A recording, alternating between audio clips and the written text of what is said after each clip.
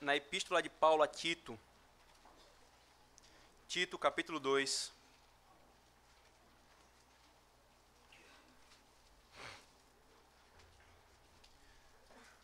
Tito capítulo 2, versículo 11 a 14.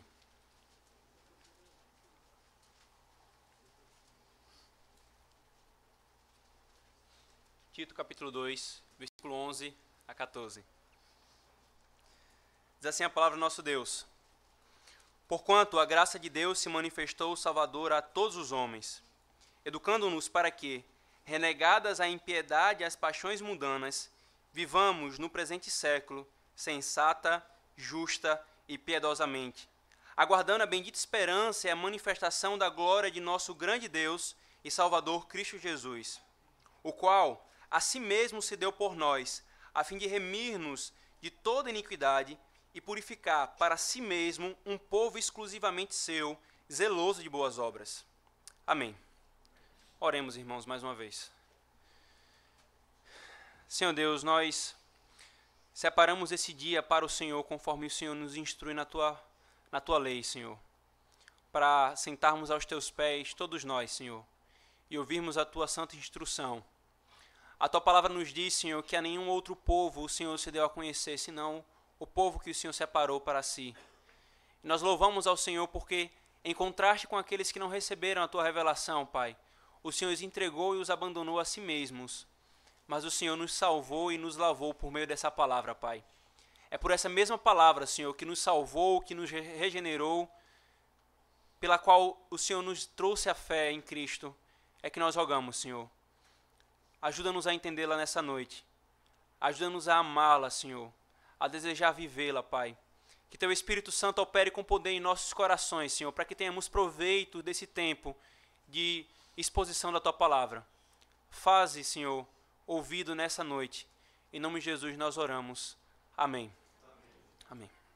Irmãos, é muito comum na igreja brasileira hoje nós encontrarmos pessoas que continuamente colocam a graça contra a lei como se elas fossem naturalmente inimigas uma da outra. Então, essas pessoas fazem a graça e a lei inimigas uma da outra. De fato, no tocante à justificação, elas são as maiores inimigas. Elas são tão distintas uma da outra como o Ocidente é distante e oposto ao Oriente, do Oriente. Mas depois da justificação operada pelo Senhor, pela graça, elas são reconciliadas pelo Senhor. Então, tais pessoas que defendem essa oposição e essa inimizade ferrenha entre a graça e a lei, elas fazem interpretações absurdas e precipitadas da palavra de Deus, sem um bom fundamento de uma boa teologia bíblica. Então, elas sacam do bolso textos como: nós não estamos mais debaixo da lei, e sim debaixo da graça. Junte essa inclinação natural para interpretar a escritura errada com a inclinação natural e pecaminosa do nosso coração de pensar o seguinte: nós pegarmos uma boa doutrina e distorcermos ela. Ora, a salvação é pela graça, por meio da fé, então, para que eu vou fazer obras? Se as obras não servem de nada para me reconciliar com o Senhor ou para me fazer aceitável diante do Senhor. Irmãos, é exatamente contra pessoas que pensam dessa forma ou contra esse pensamento, essa inclinação natural do nosso coração, que Paulo escreve essa epístola instruindo a Tito. Pessoas na igreja de Creta, a quem Paulo enviou Tito, estavam pensando dessa forma. Aqui, irmãos, nessa epístola, Paulo vai nos ensinar sobre a obediência que emana do Evangelho. O que nós chamaremos de obediência evangélica. A obediência à lei que é fundamentada e flui do Evangelho. A obediência evangélica que Paulo vai nos ensinar aqui, irmãos, ela é contrária tanto à obediência legalista, quando a pessoa obedece à lei por amor de si mesma, para o bem-estar de si mesmo, quanto também da obediência carnal. Aqueles que tentam fazer o bem ou praticar a lei, não motivados, como nós vimos no sermão passado, domingo passado com o pastor Paulo, nem pela lei e nem pelo Evangelho. Então, a obediência evangélica, nós vamos aprender nessa epístola, é a obediência que o crente deve praticar, irmãos. Como a igreja de Creta foi estabelecida, que a igreja a que Tito estava atuando, nós não sabemos. Não é uma coisa clara no Novo Testamento. Algumas pessoas vão considerar a possibilidade de uma passagem de Paulo ali quando ele estava sendo levado para Roma. Outros vão considerar, o que eu acho muito improvável, quase que impossível, alguma ida de Paulo a Creta que não foi registrada no livro de Atos. Agora, o que nós sabemos, o que é certeza, é que as pessoas que estavam em Creta estavam no dia de Pentecostes. Então, provavelmente, o evangelho chegou nessa ilha, na ilha de Creta, por meio dessas pessoas que estavam no dia de Pentecostes. Abram, por favor, Atos capítulo 2, versículo 11.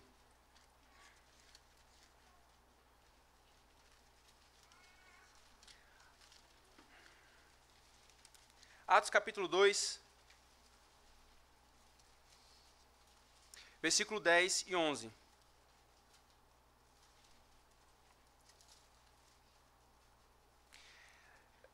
Havia então ali em Jerusalém pessoas da Frígia, da Panfilha, do Egito, das regiões da Líbia, nas imediações de Cirene, e romanos que aqui residem, tanto judeus como prosélitos, cretenses e arábios. Então, possivelmente, cretenses ali em Jerusalém, no dia de Pentecostes, levaram esse evangelho para aquela igreja.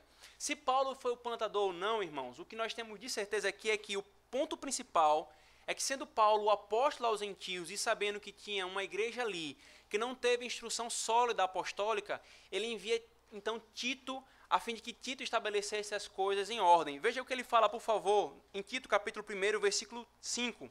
Paulo fala a Tito: por esta causa te deixei em Creta, para que pusestes em ordem as coisas restantes, bem como em cada cidade constituísses presbíteros conforme te prescrevi. Então Tito vai ali para organizar a igreja, que ainda precisava de uma certa organização. E quem era Tito então, irmãos? Tito foi um convertido do trabalho em Antioquia e um companheiro de Paulo de trabalho de longa data. Nós temos, irmãos, menção de Tito com Paulo desde a década de 40, em Gálatas capítulo 2.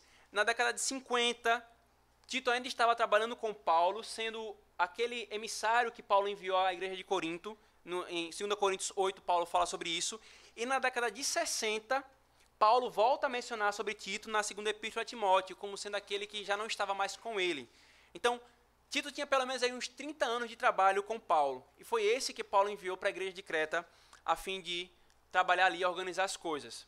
Creta, por sua vez, então, irmãos, era uma ilha da cidade do Mediterrâneo, e a sua fama, a fama dos seus moradores era bastante perversa. Eles eram conhecidos como desonestos, mentirosos, insubmissos, faladores de besteira.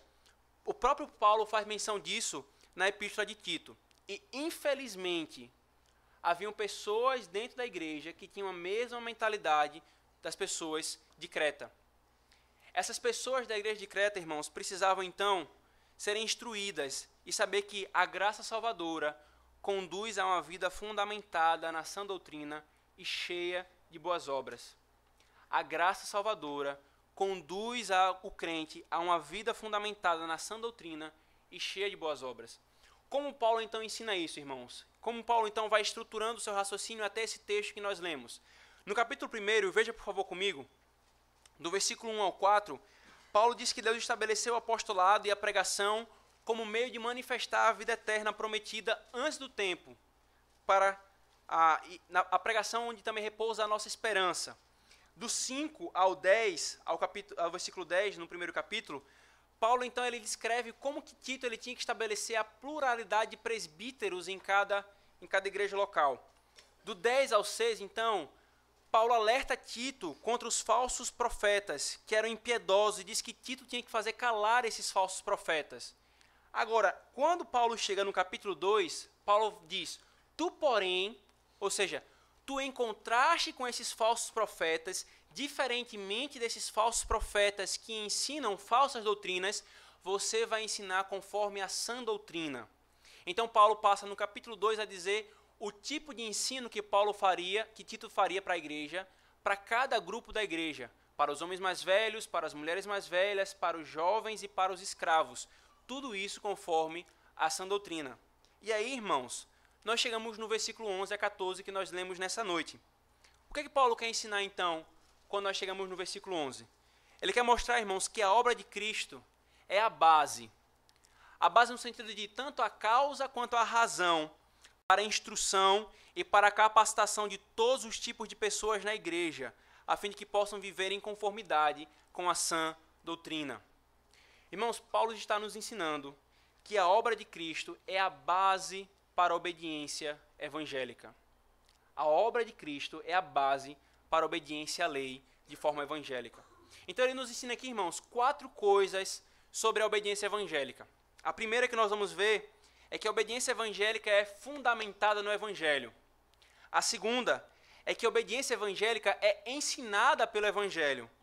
A terceira é que a obediência evangélica é oferecida ao Deus do evangelho, ao Deus redentor. E a quarta é que a obediência evangélica é a marca do povo redimido. Então vamos ver versículo 11, por favor, irmãos. No capítulo 2, Paulo diz: porquanto a graça se manifestou salvadora a todos os homens. Nossa obediência, então, Paulo vai nos ensinar nesse primeiro momento, está fundamentada no Evangelho. Como eu falei para os irmãos, no capítulo 2, queridos, Paulo ele mostrou o que Tito deveria ensinar conforme a sã doutrina, em contraste com os falsos profetas. Ele ordena que Tito instrua os homens mais velhos, as mulheres mais velhas, aos jovens e aos escravos. Então, ele, após fazer toda a descrição do que Tito tinha que ensinar para a igreja, ele muda a questão tratada com a palavrinha que nós temos aqui no português. Porquanto. Ou literalmente, porque, visto que. É como se ele dissesse o seguinte, irmãos. Você vai instruir tudo isso porque a graça se manifestou salvadora a todos os homens. Você vai instruir dessa forma a sã doutrina porque a graça se manifestou salvadora a todos os homens. Antes de nós vermos então, irmãos, o que significa esse porquê a graça se manifestou salvadora, prestemos atenção aqui em 2 verdades que Paulo estabelece. Primeira, diz respeito à manifestação da graça salvadora. E a segunda, a quem essa graça se manifesta. Não é a primeira vez, irmãos, aqui na Epístola de Tito, que Paulo faz menção a uma manifestação. A Epístola de Tito poderia ser muito bem chamada de a Epístola das Manifestações. Em uma epístola tão pequena, irmãos, comparada a outras epístolas de Paulo, Paulo faz 4 menções a outras manifestações. Veja comigo, por favor, capítulo 1, versículo 3. E já foi mencionado para os irmãos que quando um autor ele repete muito a informação, isso tem profundo significado na interpretação do texto. Veja o que Paulo fala no versículo 3. E em tempos devidos, Deus manifestou a palavra mediante a pregação que me foi confiada por mandato de Deus, nosso Salvador. Versículo 2:11, o texto que nós lemos. Porquanto a graça de Deus se manifestou salvadora. Versículo 2:13. Aguardando a bendita esperança, a manifestação da glória do nosso grande Deus. E Tito 3:4, ele diz: quando, porém, se manifestou a benignidade de Deus, nosso Salvador, e o seu amor para com todos. Então perceba, irmãos, a Epístola de Tito, ela transpira, ela exala manifestações. E cada manifestação dessa que Paulo põe é o fundamento para a doutrina que ele vai colocar, vai estabelecer. Porque Deus manifestou isso, então nós temos isso aqui. Porque Deus manifestou isso, então nós temos essa verdade aqui. Cada doutrina ele fundamenta nessas manifestações. A manifestação em questão aqui, irmãos, do versículo 11 é a manifestação da graça salvadora. No português, é interessante que no português ela está assim: a graça de Deus se manifestou, né? Colocando de uma forma ativa, como se a graça de Deus fosse a agente da manifestação. Mas no grego, Paulo propositadamente coloca de uma forma que nós entendamos que a graça ela foi manifestada. Houve alguém que manifestou essa graça. E não é uma manifestação contínua, é uma manifestação pontual, histórica. Ela aconteceu no passado uma única vez. A manifestação da graça aqui, irmãos, que Paulo está fazendo referência, é a obra de Cristo. Ele se refere ao único aparecimento histórico de Cristo, no qual ele nos comunicou o seu evangelho. É por isso, irmãos, que eu estou falando, a obediência evangélica está fundamentada no Evangelho e não simplesmente na graça, o que não estaria errado. Mas porque o aspecto da graça que Paulo está se referindo aqui é a obra de Cristo, a sua encarnação, a sua vida de obediência, a sua morte na cruz, a sua ressurreição, a sua ascensão e o derramar do Espírito Santo. Isso foi a graça que se manifestou. Deus fez essa manifestação da graça a todos os homens. A quem então ela se manifestou? A todos os homens. E aqui, irmãos, é quando muitos eles escorregam em heresia para nunca mais se levantar. O contexto aqui, queridos, desse todos os homens é todo o capítulo 2, no qual Paulo ordena que ele ensine a doutrina a todos os tipos de seres humanos, a todos os grupos de pessoas na igreja, velhos, jovens, homens, mulheres, escravos, pastores, ovelhas, todos os tipos de pessoas na igreja. A todos que se manifestou então, Paulo não está se referindo a pessoas individualmente, mas antes a todas as classes de pessoas com suas diversas formas de vida. E põe forte ênfase aqui então, irmãos, se vocês verem no versículo 9 e 10, aos escravos. Esse todos, irmãos, todos os homens, é bem limitado pelo nós do versículo 12. Veja, quando ele fala assim, educando-nos. Versículo 14, quando ele fala assim, ao qual a si mesmo se deu por nós. Então, o que Paulo está falando aqui com esse todos os homens não é uma manifestação genérica da graça que possibilita uma salvação genérica a todos os homens, mas uma manifestação específica para um grupo de pessoas específicas chamada de nós. Esse mesmo grupo que ele falou lá no capítulo 1, quando ele fala que Deus o constituiu para levar a fé aos eleitos de Deus. Por isso, irmãos, erram feio, queridos, doutrinariamente falando, os arminianos que acham que Paulo se refere a todos os homens individualmente. Paulo não está dizendo que a graça foi manifestada de maneira genérica, mas que ela foi manifestada a todos os tipos de pessoas, não somente aos ricos, mas também aos pobres, não somente aos homens, mas também às mulheres, não somente aos velhos, mas também aos jovens. E visto que Paulo, irmãos, fala isso logo após a se referir da instrução aos escravos, nós entendemos que a graça de Deus também se manifestou àquele grupo de pessoas que a sociedade da época, o Império Romano, tinha por desprezível. Os escravos eram desprezíveis para o Império Romano. Paulo fala, a graça de Deus se manifestou até para os escravos, Tito. Estes você deve instruir também. Estes, dentre os escravos que Deus salvou, você deve instruir com a sã doutrina. O Evangelho, irmãos, é que dignifica o homem. Somente o Evangelho restaura a imagem de Deus no homem que foi corrompida pelo pecado.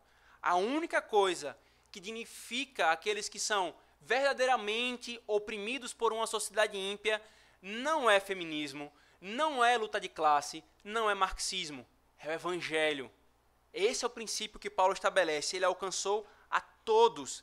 E erram também aqueles que pensam que a graça se manifestou somente para o seu grupo social ou para o seu grupo étnico-racial. Erram também, irmãos, os que acham que a graça não pode alcançar o pior dos pecadores, como se o braço do Senhor estivesse encolhido. Como certa vez eu ouvi um irmão em um carro de uma outra igreja, passou por um mendigo e falou assim, eu acho impossível Deus salvar um homem como esse. Como se o braço do Senhor estivesse encolhido. E a graça de Deus também não se manifestou salvador àqueles que não têm condições financeiras. Deus, irmãos, manifestou a sua graça para salvar a todo tipo de homem. E a igreja mostra isso. Todo tipo de pessoa, de diversas histórias distintas, de diversos lugares distintos do mundo, são alcançados pela graça. Agora, o que significa então, irmãos, essa manifestação da graça a todos os homens? Por que Paulo coloca essa verdade aqui na Epístola de Tito, logo após ele falar sobre a instrução da lei para a igreja? Por que Paulo faz isso e coloca tudo isso costurando com um porquê? Visto que Paulo faz isso, irmãos, tanto para justificar a instrução de Tito, quanto para mostrar que a obediência evangélica ao que for ordenado está fundamentado no Evangelho.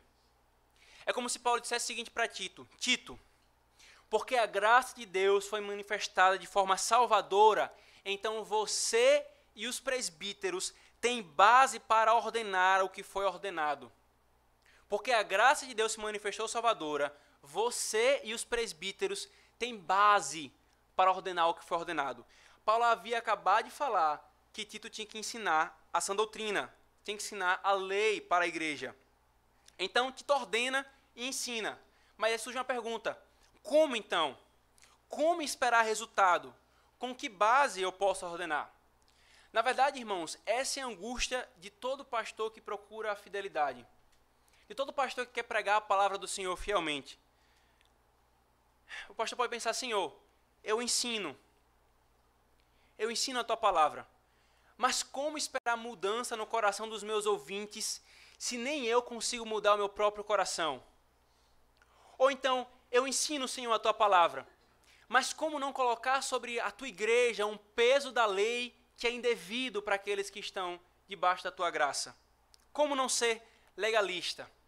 A esse anseio que está no coração de todo pastor, a esse anseio que está no coração de todo presbítero, a esse anseio que está no coração de todo pai que tem que instruir o seu filho, o Senhor diz: porque a graça se manifestou salvadora, você pode ordenar a lei e ensinar a sã doutrina. Irmãos, que consolo para o nosso trabalho, como pastores e como líderes da nossa casa. A maneira de nós fugirmos do legalismo é fundamentarmos a obediência na obra de Cristo. Paulo quer dizer para Tito, irmãos: Tito, se Deus não tivesse manifestado a sua graça, o seu trabalho seria inútil. Não há nada em você, não há nada nos presbíteros, não há nada no povo de Deus que os faça obedecer. A sua instrução seria vazia sem a manifestação da graça salvadora. Mas porque ela se manifestou, você tem base para instruir. Confie nela. Confie na obra de Cristo. Confie no que Ele fez e ensine. Mas também, irmãos, como eu falei, Paulo faz isso não só para trazer a base da instrução de Tito, mas aqui, e o ponto principal é, para mostrar que o Evangelho é a base da nossa obediência. É isso que eu tenho chamado para os irmãos de obediência evangélica. Não evangélica no sentido contemporâneo, de igrejas evangélicas, mas a evangélica referente ao Evangelho. A graça, irmãos, corretamente entendida, ela nos obriga à santidade. Pode parecer uma contradição de termos, mas a graça, ela nos obriga à santidade. O Evangelho é a base da nossa obediência. Tire essa base e a nossa obediência não serve de nada. Tire essa base e o que fica é aquilo que o profeta Isaías disse, que as nossas obras são como trapos de imundícia. Não serve de nada. A graça de Deus, irmãos, em Cristo, faz a nossa oferta de obediência aceitável a Deus. Traz a certeza de que nós viveremos pela obra de Cristo em nós, a lei do Senhor. Ela é, irmãos, a graça é o indicativo, a verdade para o imperativo, para as ordenanças. Sem a graça, irmãos, a obediência à lei é impossível. Sem a graça da obra de Cristo, irmãos, a lei nos esmagaria, nos pisaria, nos cuspiria a cara e nos humilharia. Mas em Cristo e em sua graça, a lei, queridos, é uma doce professora, nos instruindo como vivermos para a glória de Deus. Pare e pense, irmão. Pare e pense no contexto do capítulo 2. Que homem idoso, que homem mais velho poderia ser temperante, respeitável, sensato, sadio na fé, no amor e na constância, quando os muitos anos dessa dolorosa vida revelam, na verdade, um coração destemperado, ranzinza e irreverente? Que esperança um homem idoso na igreja teria, irmãos? Ou que mulher mais velha, queridos, poderia ser séria em seu proceder, não caluniadora, não escravizada a muito vinho, ser mestra do bem às mulheres mais jovens, quando o que é mais comum é nós encontrarmos mulheres mais velhas, fofoqueiras, confusentas e desencorajadoras, tanto em seu exemplo quanto em suas palavras, para as jovens da igreja, que pretendem se casar ou que são recém-casadas. Que mulher mais velha teria esperança para seguir o padrão da lei do Senhor? Que jovem, irmãos, que homem jovem na igreja poderia ser criterioso em uma geração de homens tão descriteriosa, com jovens infantilizados, abobalhados, tolos e efeminados? Que jovem na igreja poderia ter esperança, irmãos? Ou que mulher mais jovem, recém-casada, poderia amar seu marido, amar seus filhos e dedicar-se ao lar, visto que ela tem dentro de si um coração rebelde e fora de si uma sociedade gritando: maridos, filhos, casa, tudo isso é um atraso na sua vida. Que mulher mais jovem, irmãos, recém-casada, poderia ter esperança? Ou que pastor poderia suprir a sua juventude e a sua imaturidade, as lutas com o seu próprio coração e ser exemplo para o rebanho, um padrão em todas as coisas? Qual pastor poderia ser isso, irmãos? Que esperança um jovem pastor tem? Que esperança um servo ou empregado em uma cultura tão vitimizante, que tolera o furto dos pobres para com os ricos e acoberta o furto de empregado para com o empregador? Que esperança um empregado então teria de viver de maneira santa e sensata? A resposta, irmãos, é a esperança que nós temos. A coluna mestra que nos sustenta, irmãos, a todos os nossos deveres perante Deus e o homem é o Evangelho. A graça de Deus foi manifestada a todos os tipos de pessoas. Que consolo, irmãos. Que consolo para que nós possamos obedecer à lei do Senhor. Agora preste atenção numa coisa. Se você tentar obedecer à lei sem confiar na graça de Cristo, como já foi dito, ela vai te espancar, ela vai te humilhar, ela vai te jogar no chão, ela vai te pisar. Será como, se você já leu o livro Peregrino, como aquele quarto cheio de poeira em que o homem tenta varrer o quarto e tirar a poeira daquele quarto sem jogar a água que simbolizava a graça. Nós fracassaremos, irmãos. Será fracasso certo tentarmos obedecer à lei de Deus longe da obra de Cristo. Se você tentar obedecer à lei de Deus sem confiar na obra e na graça de Cristo, ou a sua consciência lhe acusa o tempo todo, ou você diminui o padrão moral para que essa consciência não lhe acuse, ou então você vive procurando alguém pior que você para você se sentir tranquilo. No final das contas, irmãos, tentar obedecer à lei longe da obra de Cristo nos faz legalista, nos faz legalistas. Eu chamo a atenção para isso, irmãos, porque tentar obedecer à lei longe da obra de Cristo não é uma coisa peculiar ou uma tentação somente daqueles que não conhecem a Cristo. Nós que conhecemos a Cristo também somos tentados a isso. Consciente ou não, em nossas lutas e nossas quedas, nós queremos obedecer à lei e lutar contra o pecado, confiando em nós. Aí você fala assim, como assim, Christopher? Sabe quais são os indicativos de que isso está acontecendo no nosso coração, irmãos? São pelo menos 4. Primeiro, quais são os 4 indicativos de que eu estou tentando obedecer à lei confiando na minha própria força? Primeiro, a maneira rude como lidamos com o pecado e a fraqueza do outro, colocando-se e desejando se colocar sempre na cadeira de juiz para julgar o outro. Segundo, a maneira suave que lidamos com o nosso pecado e com a sondagem do nosso coração. O pecado do outro é terrível, mas o meu pecado, não, peraí, né, vamos dar um jeito aqui, não é tão assim. Terceiro, quando ao cairmos nós pensamos da seguinte maneira: eu nunca esperava isso de mim, como eu pude fazer isso? Ou então, quando eu caio, o desespero bate em meu coração de uma maneira terrível. Essas 4 coisas, irmãos, pelo menos essas 4 coisas, revelam que nós estamos tentando obedecer à lei pela nossa própria força e não confiando na graça do Senhor. Fiquemos alertas a esses sinais e prestemos atenção. E aqui nós temos uma coisa importante, irmãos, é que o Evangelho, ele é fundamental não somente para a nossa justificação, mas também para a nossa salvação. O Evangelho não é aquele feijão com arroz que você tem que dar somente para o não convertido. O Evangelho é a base de toda a nossa vida cristã. Não há um só aspecto da nossa vida, da nossa caminhada, que não tenha ou não esteja fundamentado no Evangelho. Porque do mesmo Cristo, irmãos, e da mesma obra que emana a graça para a nossa justificação, também emana a graça para a nossa santificação. Quando a obra de Cristo ela não é corretamente entendida, só resta 2 coisas, irmãos. Ou nós somos legalistas, moralistas, tradicionalistas, conservadores e defendemos usos e costumes, ou então nós somos licenciosos, somos imorais, antinomianos ou progressistas. Quando nós não entendemos a graça, nós temos dois extremos terríveis para a vida cristã. Cristo, irmãos, é o Cristo de toda a vida cristã. Não é somente o Cristo da justificação. Portanto, a obediência à lei não é contrária ao Evangelho no tocante à vida cristã, como alguns querem afirmar. Pelo contrário, irmãos, nesse versículo Paulo nos mostra que a obediência evangélica é fundamentada no Evangelho.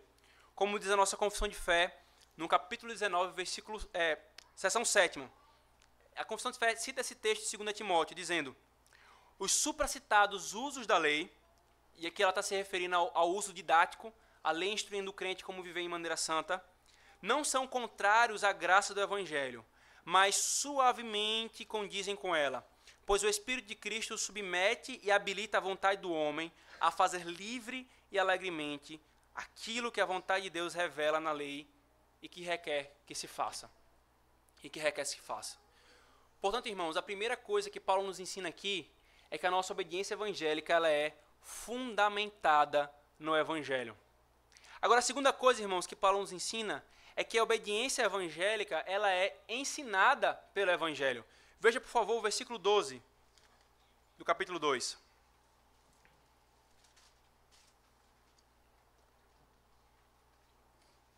Paulo diz: educando-nos para que, renegadas a impiedade e as paixões mundanas, vivamos no presente século sensata, justa e piedosamente. Então, irmãos, surge-nos uma outra pergunta. Ok, a obediência evangélica ela é fundamentada no Evangelho. Mas qual é o outro meio que a graça ou a obra de Cristo nos caminha pela obediência evangélica, além de ser a base? Aí Paulo nos fala, a obra de Cristo e a graça, ela também faz a obediência evangélica nos ensinando a viver de maneira santa. A palavra que Paulo usa aqui, irmãos, no grego, é aquela que o pastor Douglas fez menção hoje no sermão, a ideia de paideia, né, de educação, que é instruir, é ensinar, mas está para além de uma simples instrução verbal. É um treinamento, é algo, e Paulo usa o verbo dessa forma, é algo contínuo e constante. Enquanto a manifestação da graça foi pontual e no passado, Paulo está dizendo que o ensino dessa graça, ele é contínuo e constante. Erram então, irmãos, aqueles que acham que a graça não ensina nada, que não há lei, que, na verdade, o único princípio é o amor e um amor subjetivo. Não. Paulo está dizendo, a graça, ela nos ensina a viver de maneira santa. Como Spurgeon certa vez falou, uma graça que não muda a minha vida não salva a minha alma do inferno. A graça que não muda a minha vida não salva a minha alma do inferno.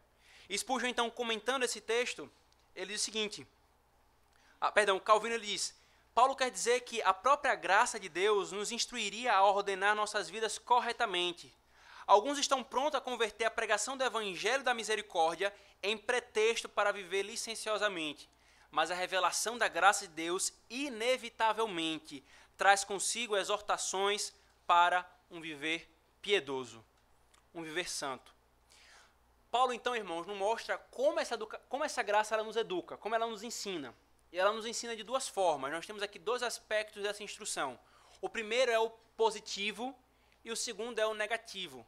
Percebe, irmãos? É o mesmo padrão da lei. Se você lembra bem do Catecismo de Westminster, quando ele vai expor os 10 mandamentos, ele primeiro nos mostra o que o mandamento proíbe, ou seja, os pecados proibidos, o aspecto negativo, e o que o mandamento ordena, o aspecto positivo. Então, Paulo mostra essa mesma estrutura que ele fala em outras epístolas, como despir-se, revestir-se, ou abandonar o pecado e praticar a justiça, praticar a santidade. E qual é o aspecto negativo, irmãos? Paulo diz, educando-nos para que, renegadas a impiedade e as paixões mundanas. Presta atenção aqui, irmãos. Com isso, Paulo junta todos os pecados em dois grupos, impiedade e paixões mundanas. Por que todos os pecados? Porque impiedade é pecados para com Deus, contra Deus, e paixões mundanas, pecados para com o próximo. Ou seja, a graça nos ensina a desprezarmos todos os pecados contra as duas tábuas da lei. Erram então aqueles antinomianos que dizem que o Novo Testamento não ensina os 10 mandamentos, que os 10 mandamentos não são válidos no Novo Testamento. Erram os licenciosos e os libertinos, que vivem a vida como se não houvesse um padrão santo de vida. Eles pecam tanto contra a lei quanto contra a graça. Eles vivem latino dizendo que se você se preocupa demais em viver santo, você está espiritualizando demais as coisas. Eles não estão, irmãos, os libertinos, nem aí para o padrão que o Senhor estabelece na sua palavra. Não há nenhuma separação ou nenhuma distinção entre eles e o ímpio. Na verdade, eles procuram não haver essa separação. Quanto menos diferença tiver, melhor para eles. Mas a graça de Deus nos ensina a negarmos e a renegarmos toda a impiedade e paixões mundanas. Creta, irmãos, estava cheia desses indivíduos. Por isso que Paulo escreve essa epístola. A epístola de Tito, irmãos, não é somente uma epístola das manifestações, como eu falei. Ela também pode ser chamada de epístola das boas obras. Ele faz aqui, irmãos, 5 menções a boas obras como sendo evidências de que uma pessoa é crente. Veja, por favor, comigo, Tito, capítulo 1, versículo 16.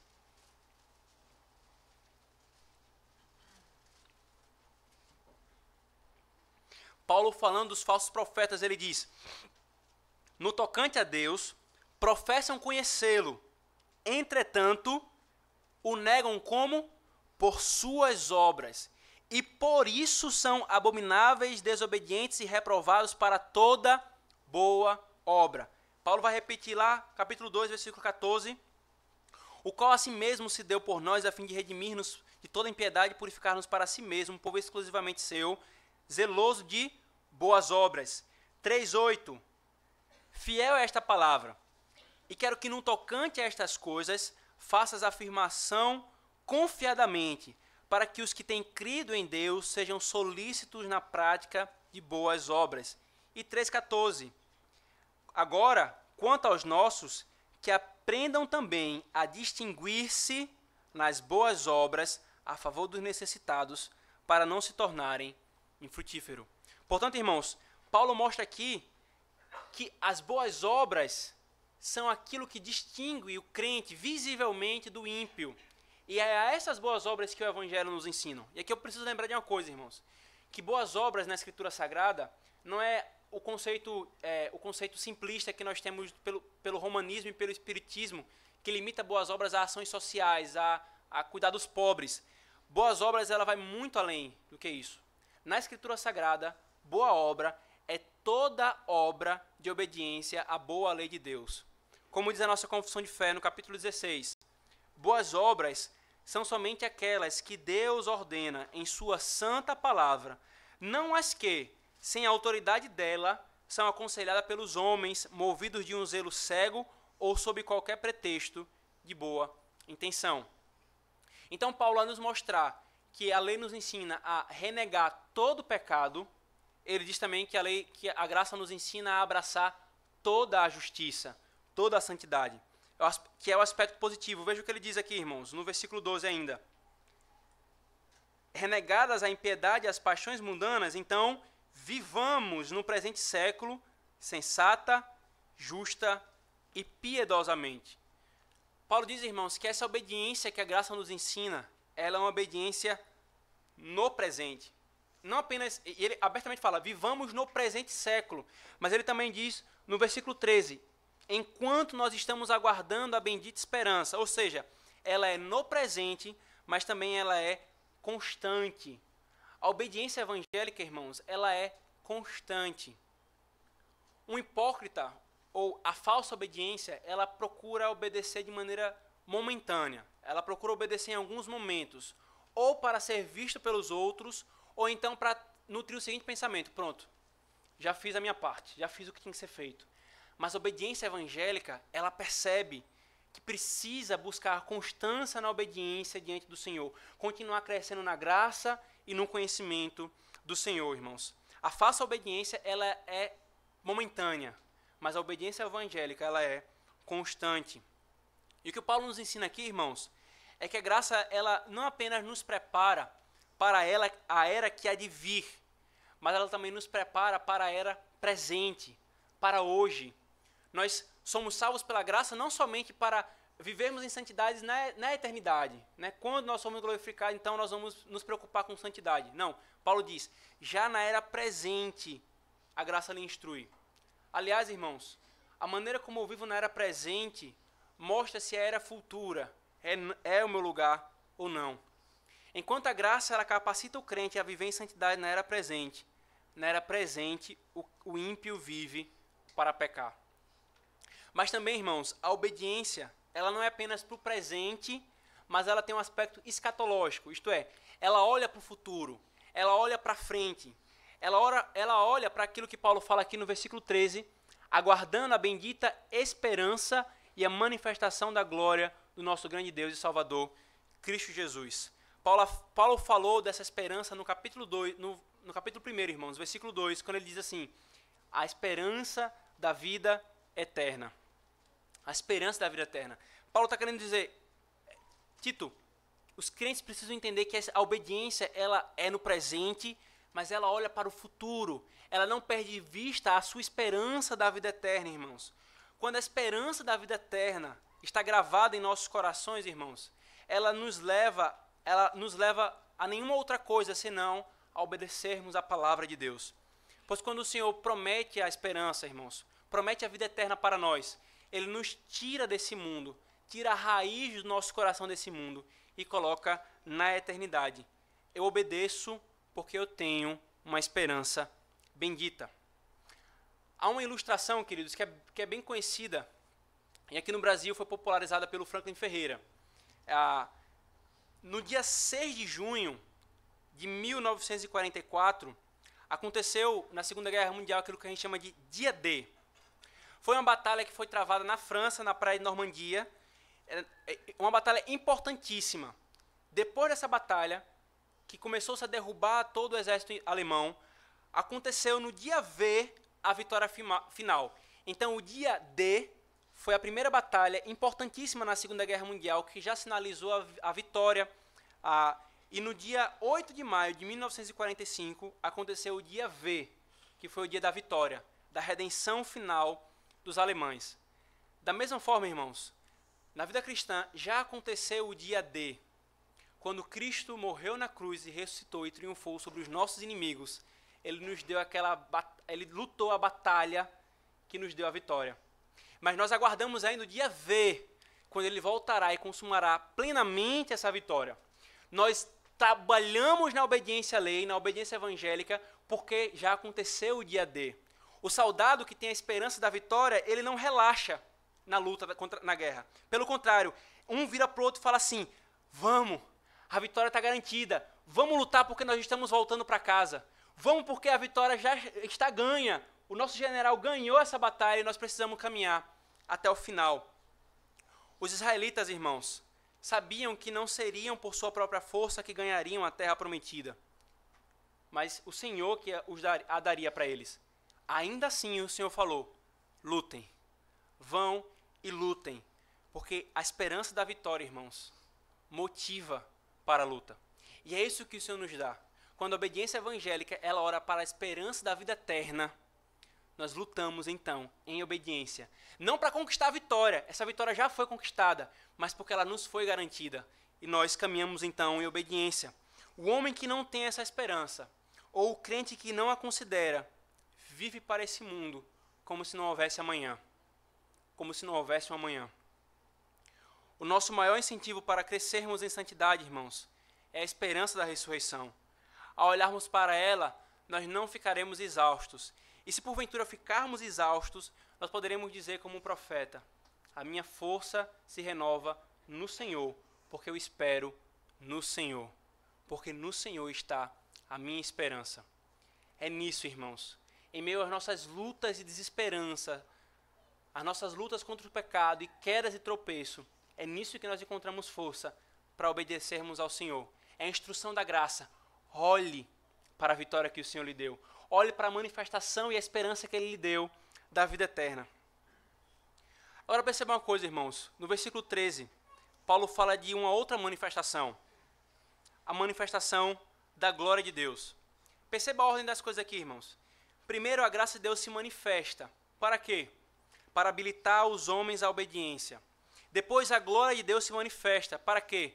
Para julgar o homem que desprezou essa graça. A graça, irmãos, ensina o cristão a viver entre duas manifestações. A manifestação da graça nos prepara para a manifestação da glória. Essa é a ordem que Paulo estabelece. Deus manifesta a sua graça. Essa graça instrui os homens e traz o fundamento para que eles obedeçam a Deus. Depois ele manifestará a sua glória, quando Deus julgará aqueles que desprezaram essa graça para obedecê-lo. Spurgeon, irmãos, comentando esse texto, ele diz o seguinte: o que a lei não poderia fazer, a graça está fazendo. O favor livre de Deus instiga nossos novos princípios, sugere novos pensamentos e, ao nos inspirar com gratidão, cria em nós o amor a Deus e ao ódio àquilo que é oposto a Deus. Felizes são aqueles que vão à escola da graça de Deus. Esta graça de Deus, entrando em nós, nos mostra o que era mal, ainda mais claramente do que o mandamento. Nos torna livres para a santidade e nos livra da lei do pecado e da morte, para então vivermos a lei do Espírito e de vida em Jesus Cristo. Obedecermos a lei de maneira evangélica. Paulo então fala, irmãos, que essa graça, essa obediência no presente, de que forma? Sensata, justa e piedosamente. É fantástico, irmãos, o que Paulo faz aqui nesse trecho. A palavra que Paulo usa aqui para sensatez aparece no Novo Testamento, em Mateus 5, como por exemplo, quando Deus expulsa um demônio de um endemoniado, é dito que esse endemoniado estava agora sensato. Essa é a palavra que é usada. Ou aparece em Romanos, Paulo dizendo que o crente precisa ser sensato, aparece em 2 Coríntios, 1 Timóteo, mas em Tito, ela também aparece muitas vezes. Veja, por favor, Tito capítulo 1, versículo 8.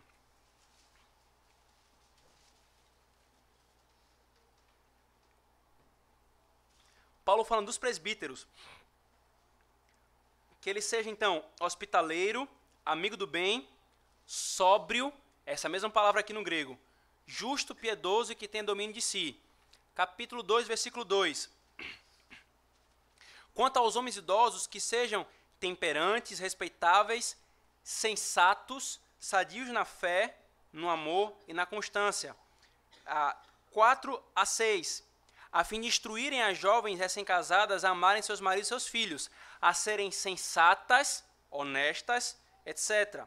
Quanto aos moços, de igual modo, exorta-os para que em tudo sejam criteriosos. É a mesma palavra aqui. E no versículo 12, ainda no capítulo 2, ele fala isso que nós acabamos de ler.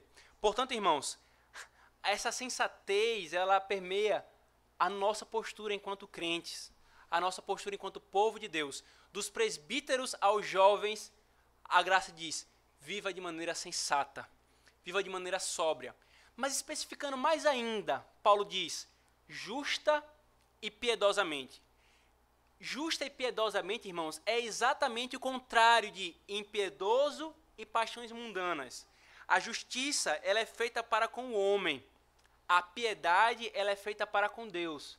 Então, com isso, Paulo nos mostra que a graça nos ensina não somente a desprezar todos os pecados contra as duas tábuas da lei, mas também a buscarmos obedecer todos os deveres das duas tábuas da lei. O Evangelho, irmãos, então, nos ensina a obediência. Agora, a terceira característica aqui, irmãos, que Paulo nos traz, é que nossa obediência evangélica é oferecida ao Deus Redentor. Logo em seguida, irmãos, Paulo fala que sobre quem essa esperança espera. Ela espera olhando para aquele que... Ele diz o seguinte: a manifestação da glória de nosso Deus e Salvador, Jesus Cristo. Após Paulo falar que a obra de Cristo é a base do Evangelho, é a base da nossa obediência, ele mostra que Cristo é esse que nós aguardamos, que a si mesmo se entregou para salvar um povo e que esse povo fosse obediente a ele. Então, irmãos, Paulo nos ensina de maneira clara que esse Cristo morreu e ressuscitou para que então esse povo pudesse render a ele obediência. Então, a nossa obediência é dedicada, é oferecida ao Deus Redentor. Não é a nenhum outro, não é nenhum outro santo ou anjos, mas ao Deus que nos redimiu. É interessante aqui, irmão, se Paulo fala, o nosso grande Deus e Salvador, aí quem é esse grande Deus e Salvador? Jesus Cristo. Cristo Jesus. Essa ideia, irmãos, de Cristo quanto Salvador, ela aparece em todo o Novo Testamento. Mas vamos abrir alguns textos. Há várias passagens, mas vamos abrir alguns só. Atos 13, 23.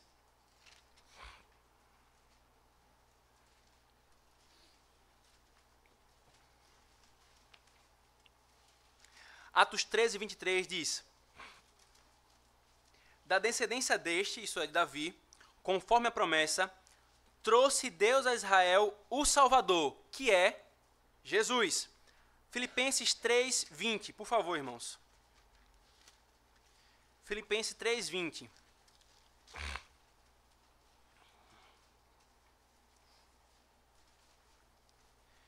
Pois a nossa pátria está nos céus, de onde também aguardamos o Salvador, o Senhor Jesus Cristo. Então o Novo Testamento é claro quando ele diz que o Salvador é quem? Jesus Cristo. Mas o Novo Testamento também afirma que nós temos um Salvador. Abram, por favor, Lucas, capítulo 1, versículo 47.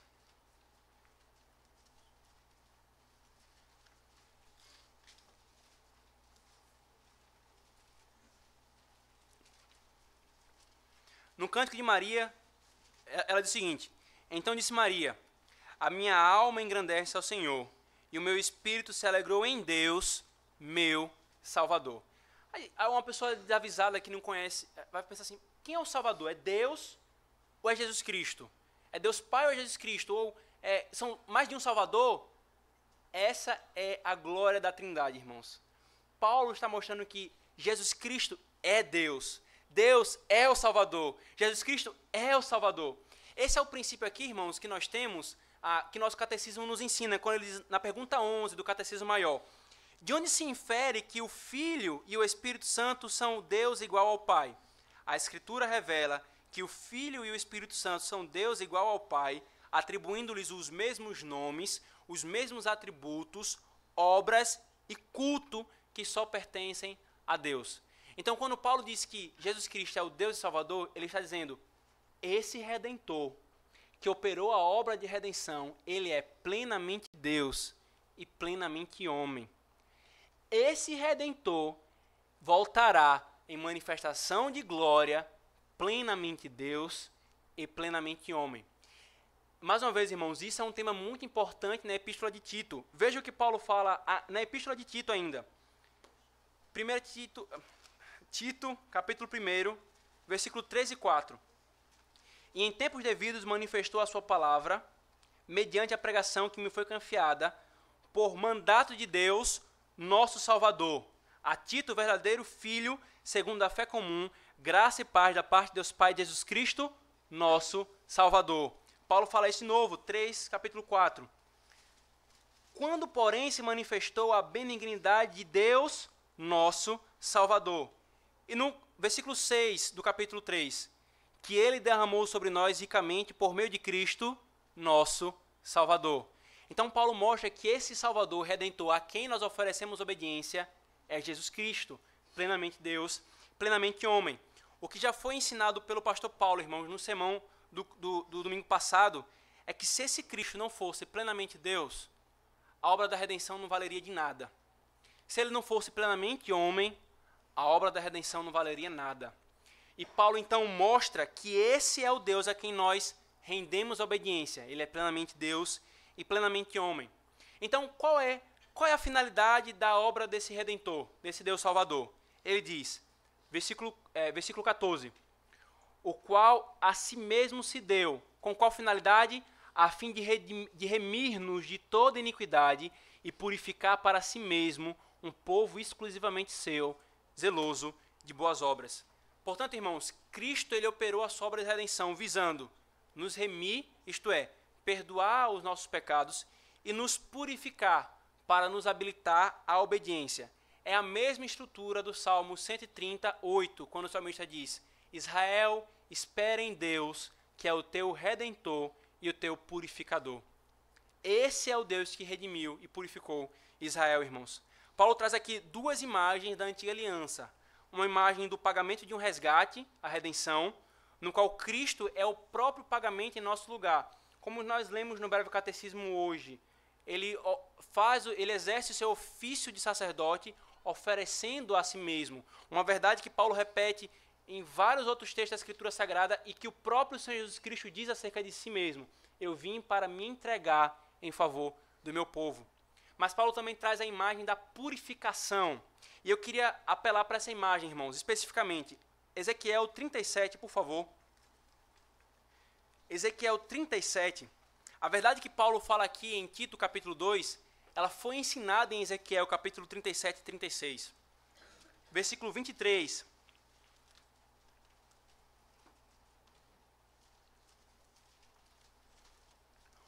O profeta Ezequiel diz: Nunca mais se contaminarão com seus ídolos, nem com as suas abominações, nem com qualquer das suas transgressões. Livrá-lo-eis de todas as suas apostasias em que pecaram, e os purificarei. Assim eles serão o meu povo, e eu serei o seu Deus. Ezequiel 36, 27, irmãos, ainda nesse mesmo conjunto de Ezequiel. 36, 27. Porei dentro de vós o meu espírito, e farei que andeis em meus estatutos, guardareis os meus juízos, e observarei. E os observeis. Percebe, irmãos, o que Paulo está mostrando aqui é o seguinte: aquilo que Deus havia prometido na nova aliança, que iria purificar o seu povo, iria perdoá-lo de seus pecados, visando o que o profeta Ezequiel vai falar, a obediência, Paulo repete aqui em Tito capítulo 2, ele nos redimiu e nos purificou para que pudéssemos obedecer a sua palavra, obedecer a sua lei. E mais, irmãos, Paulo traz a ideia de Êxodo capítulo 20, o prefácio: eu sou o Senhor teu Deus que te tirei da terra do Egito, a redenção. Êxodo capítulo 19, quando Deus fala para o povo: vocês são propriedade exclusiva minha, nação santa, para que vocês possam obedecer a palavra do Senhor. Essa imagem que Paulo traz é para deixar claro: esse povo foi redimido, nós somos redimidos, não para vivermos licenciosamente, mas para vivermos em obediência à lei do Senhor. A obediência, então, irmãos, é uma das finalidades da obra de Cristo. Cristo, ele morreu exatamente para restaurar a obediência a Deus, uma obediência que o glorifique. Por isso, irmãos, a graça de Cristo traz novidade de vida, e quem ama viver em pecado está pisando no sangue remidor, desprezando e rejeitando um dos maiores benefícios dele e agindo contra o seu desígnio. Ora, por último, irmãos, nós vimos que a obediência evangélica ela é fundamentada no Evangelho, ela é ensinada no Evangelho e ela é oferecida a esse Deus do Evangelho, ao Deus redentor. Mas também Paulo nos ensina aqui, irmãos, que a obediência é a marca desse povo redimido. No versículo 14, no finalzinho do versículo 14, volte comigo, por favor, para o capítulo 2 de Tito. O qual a si mesmo se deu por nós, a fim de remir-nos de toda iniquidade e purificar para si mesmo um povo exclusivamente seu, zeloso de boas obras. Essa é a característica desse povo, irmãos. É um povo zeloso, que zela, que procura, que busca obedecer à lei do Senhor. A coisa mais óbvia nesse texto aqui, irmãos, é a ordem das coisas colocadas por Paulo. Primeiro, Cristo nos redime, e só depois pode haver obediência aceitável. A obediência, então, flui da redenção. O contrário disso é morte. Consequentemente, então, irmãos, esse povo é zeloso de boas obras. Essas boas obras são obras de obediência à lei. Todo redimido é marcado pela obediência.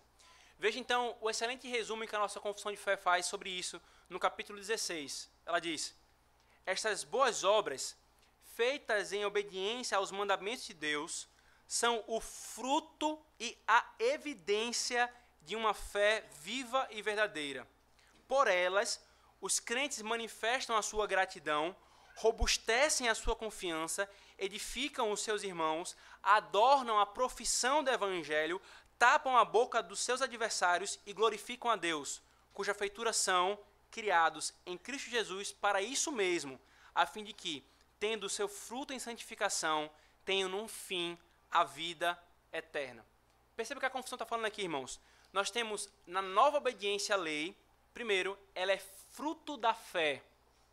Ela é fruto da nossa fé em Cristo e evidência da fé. Ou seja, flui da fé em Cristo e ao fluir da fé em Cristo, evidencia que essa fé existe. Portanto, a obediência à lei, ela é uma evidência da nossa conversão. É uma evidência de que nós pertencemos ao Senhor, irmãos. Nessa graça, irmãos, a nossa obediência é aceitável. Por que aceitável? Porque a nossa obediência, queridos, ela não é perfeita. Embora redimidos, a nossa obediência ela não é perfeita pelo pecado que ainda habita em nós. Por que então que eu estou falando que ela é aceitável? Porque feita em Cristo, que obedeceu perfeitamente a lei, e saindo de um coração de filhos que sinceramente procuram agradar ao Senhor, o Senhor aceita como se ela fosse perfeita. Não porque vem de nós, mas porque é feita por meio de Cristo. A obediência então, queridos, é a natureza do povo de Deus.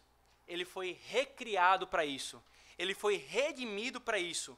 Ele é identificado nisso.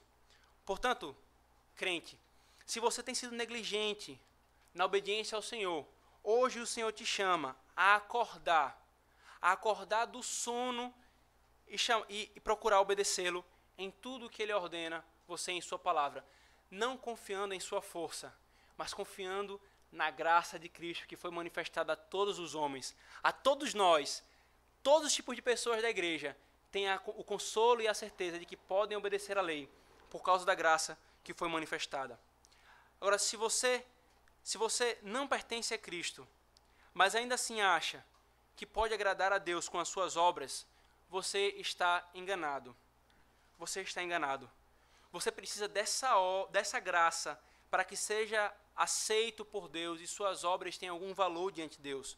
Por isso, creia em Cristo, confie na obra dele, confesse os seus pecados, e, inclusive o pecado da pretensão de obedecer à lei fora de Cristo. E aí sim, quando você entregar a sua vida a Cristo e abraçar a obra da sua graça, então você pode ir e obedecer à lei. Diante desse texto, irmãos, que fundamentemos a nossa obediência no único fundamento possível, o Evangelho. Que ouçamos a lei da boca do Evangelho. Que ofereçamos a obediência ao Deus remidor e que ela seja a maior característica nossa enquanto seu povo. Essas verdades, irmãos, são as verdades sobre a obediência evangélica que nós, enquanto povo de Deus, precisamos buscar e que o Senhor nos dê graça e força para assim o fazermos. Amém. Vamos orar, irmãos, mais uma vez agradecendo ao Senhor.